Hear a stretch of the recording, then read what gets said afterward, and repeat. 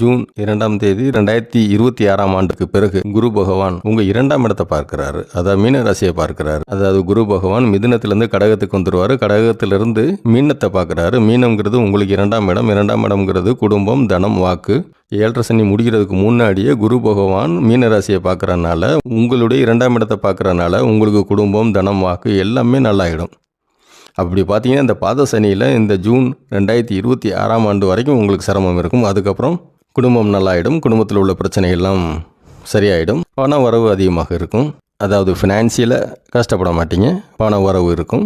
வாக்கு 2ஆம் இடங்கிறது வாக்கு. குரு பகவான் பார்க்குறாரு. குரு பார்வை இருக்குது. அதனால் நீங்கள் கொடுத்த வாக்கை காப்பாற்ற முடியும். அப்போ ஜாதக அடிப்படையில் சொல்லணும்னா 7.5 சனியில் பாத சனி உங்களுக்கு முடிகிறதுக்கு முன்னாடியே குரு பகவான் உங்கள் 2ஆம் இடத்தை பார்க்குறதுனால கண்டிப்பாக குடும்பம், தனம், வாக்கு உங்களுக்கு சரியாயிடும். அப்போ ஜூன் 2, 2026ஆம் ஆண்டு வரைக்கும் உங்களுக்கு குடும்பத்தில் பிரச்சனைகள் இருக்கும். பண வரவுல பிரச்சனைகள் இருக்கும். கொடுத்த வாக்கை காப்பாற்ற முடியாது. அதுக்கப்புறம் இது எல்லாமே சரியாயிடும்.